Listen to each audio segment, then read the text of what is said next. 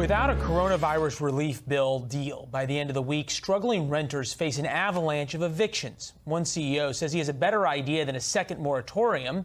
Our next guest is proposing a renter's stimulus as a solution.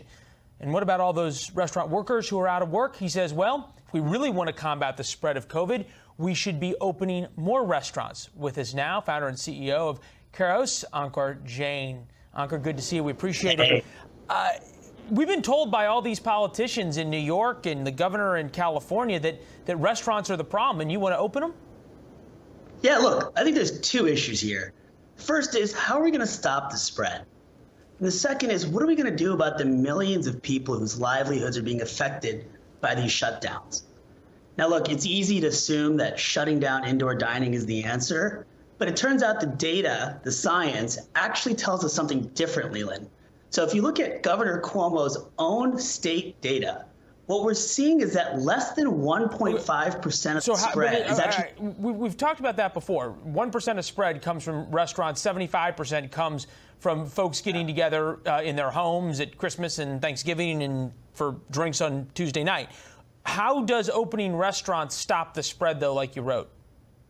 Yeah, look, at the end of the day, what people need is public, safe spaces they can go to, like restaurants, where things are regulated. Because in indoor dining or outdoor dining, you do have social distancing, you do have spacing. When you give people nowhere else to go, they are going to congregate in these unregulated, unsafe areas, right? And so by creating more areas that are safe for folks, we can actually reduce the spread, right? And then the second thing we have to think about, Leland, is what are we going to do if you do shut down restaurants with the millions of people who are now losing their only source of income, while our federal government still hasn't gotten folks a stimulus check, much less better unemployment benefits? Well, the one thing, though, that is currently still in force is the eviction moratorium, which is all well and good until you realize that there's a lot of landlords who aren't millionaires and billionaires. There are a couple folks who they're mom and pops who own 2 or 3 buildings, and they haven't been able to pay their mortgages for months now. That's right. They may not get an eviction moratorium for the bank, so who picks up the tab?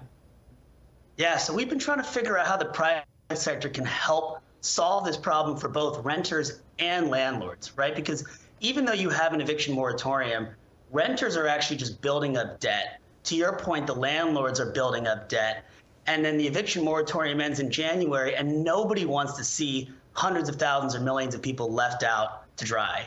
And so what we've realized is that there's about $45 billion, Leland, trapped in security deposits, sitting there just doing nothing, right? This is the money interesting idea.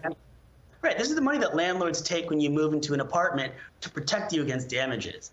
Now, for the last couple of years, we've been working on this from the private sector, thinking about how we can make things more affordable by maybe replacing cash deposits with really low-cost insurance, right? So think, when you rent a car, you don't give Hertz $10,000 in case you get into an accident. You get renter's insurance for $5, $6, $7 a month. Huh. The same concept with housing. We're saying, hey. Okay, so if we look at the stats right now, 5.9% occupied without paying rent, 75.3% were currently caught up on rent payments, 18.3% not currently caught up with rent. Just so I understand your idea, you take the security deposits for that 18.3% and the 5.9% for 25% of the people. Their security deposits get back to them so that they can move on, and then they start paying this low-cost renter's insurance. Yeah, look, at the end of the day, we could put an average of $1,400 back in people's pockets today. I want to play this real quick for you, and this goes back to the beginning. This was a chef we had on yesterday about reopening. Take a listen. Yeah. Every single time they close, the cases continue to go up in that 2 to 3 week post phase. So obviously something's got to change here, because we're not the cause of these cases going up. I've asked this to almost every guest I've had. Do you have any idea why the politicians seem so interested in closing restaurants when, as you point out, the science isn't on their side? Look, at the beginning of this pandemic, there was a lot of uncertainty and unknowns, and there was some evidence that this might be spreading indoors. At the end of the day, though, we've got to be a little practical with common sense solutions, something you've talked a lot about also, Leland, on this show.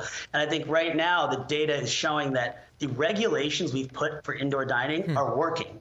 Right? Prior to those regulations, it was a fascinating piece on foxbusiness.com. I suspect we're going to be hearing a lot more from you, young man. We appreciate it.